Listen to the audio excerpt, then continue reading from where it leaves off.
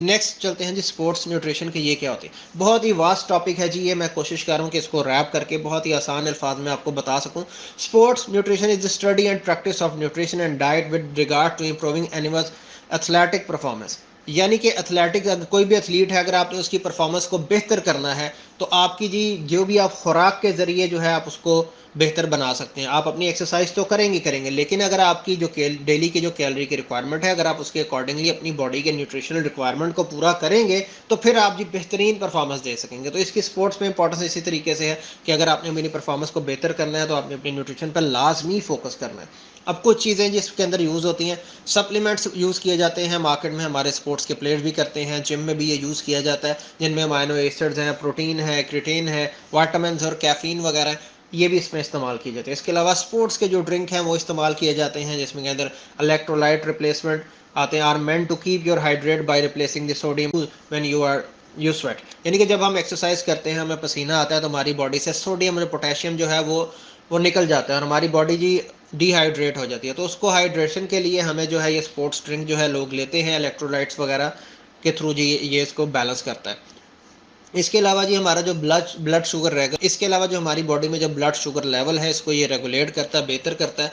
और डिहाइड्रेशन की वजह से जो क्रैम्पिंग वगैरह हो जाती है, जो खिंचाव पड़ता है मसल्स के अंदर, तो ये उसको भी दूर करता है। आपको ये स्पोर्ट्स ड्रिंक इस वजह से लिए जाते हैं। इस पर मैं आपको कोई रिकमेंडेशन नहीं है जी, क्योंकि मैं इस पर बहुत कम जो है इसको रिकमेंड करता हूँ। मैं कोशिश करता हूँ कि नेचुरल चीज़ों पे जो फोकस किया जाए, तो मैं कोशिश करूँगा आने वाले वक्तों में इसके ऊपर भी एक वीडियो बनाऊँ और आपको इनकी रिप्लेसमेंट जो है वो बता सकूँ।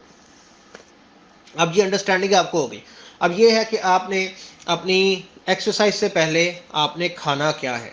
अब ये है जी प्री एक्टिविटी न्यूट्रिशन। अगर आपके पास 3 से 4 घंटे मौजूद हैं एक्सरसाइज से पहले, अगर आपने जिम जाना है या ग्राउंड में अपनी एक्टिविटी करने जाना है, तो आपने हाई कॉम्प्लेक्स कार्ब्स वाली आपने डाइट लेनी है। इसके अंदर कुछ अमाउंट ऑफ प्रोटीन और फैट्स भी होंगे। जिस तरह मैंने पहले बताया था, कॉम्प्लेक्स कार्ब्स का ये काम होता है कि ये इनिशियली स्टार्ट में जी ये आपको उसी टाइम शुगर में अपनी खुराक को कन्वर्ट नहीं करता, आहिस्ता आहिस्ता शुगर को जो है हमारी बॉडी में शुगर को ये रिलीज की रिक्वायरमेंट होती है तो फिर मिलेगी। अगर मैं हाई कॉम्प्लेक्स कार्ब्स लूँगा तो मैं अभी खा लूँगा, लेकिन उसका मुझे फ़ायदा 3 से 4 घंटे के बाद जब मैं ग्राउंड में हूँगा या मैं जिम में हूँगा उस टाइम मुझे इसका फ़ायदा होगा। उसके साथ कुछ अमाउंट ऑफ आप प्रोटीन और फैट्स भी ले सकते हैं। आपने उस तरीके से अपनी जो है वो डाइट डिज़ाइन करनी है। अगर तो आपके पास एक्सरसाइज से पहले 1 से 2 घंटे मौजूद हैं, तो आपने सिंपल कार्बोहाइड्रेट्स का और कॉम्प्लेक्स कार्बोहाइड्रेट्स का एक आपने कॉम्बिनेशन लेना है। यानी कि आपकी डाइट के अंदर कॉम्प्लेक्स कार्ब्स भी मौजूद होंगे, ताकि जब आप ट्रेनिंग कर रहे हो 2 घंटे के बाद आपको जो है वो टाइम रिलीज एनर्जी दें, और फिर इसके अंदर सिंपल कार्ब्स भी आप ऐड करेंगे ताकि फ़ौरन से जो आपको जो टाइम कम रह गया, आपको उस टाइम भी आपकी बॉडी में एनर्जी जो है वो मौजूद रहे।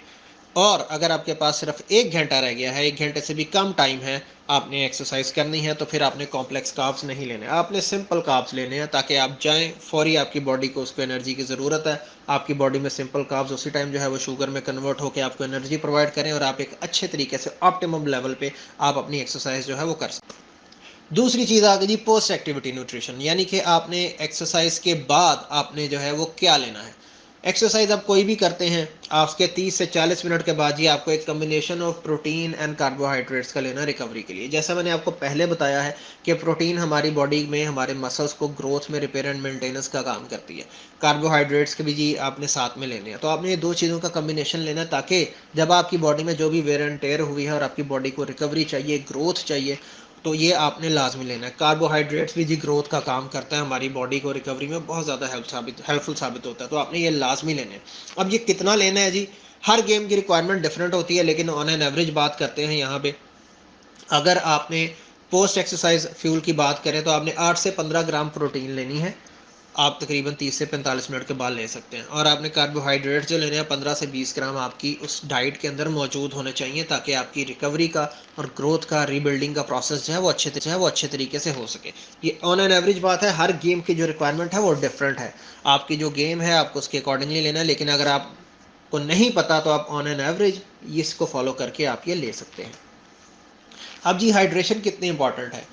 हाइड्रेशन जिस तरह मैंने पहले बताया, हमारी बॉडी में जी पानी की कमी हो जाती है जब हम एक्सरसाइज करते हैं, सोडियम की और पोटेशियम की। तो आपको ये लाज़मी लेनी है। इसके कुछ सिम्पटम्स जो हैं वो कैसे आपको पता लगेगा कि आप डिहाइड्रेटेड हैं, आपको प्यास महसूस होगी, आपको क्रैम्पिंग होगी, खिंचाव पड़ेगा।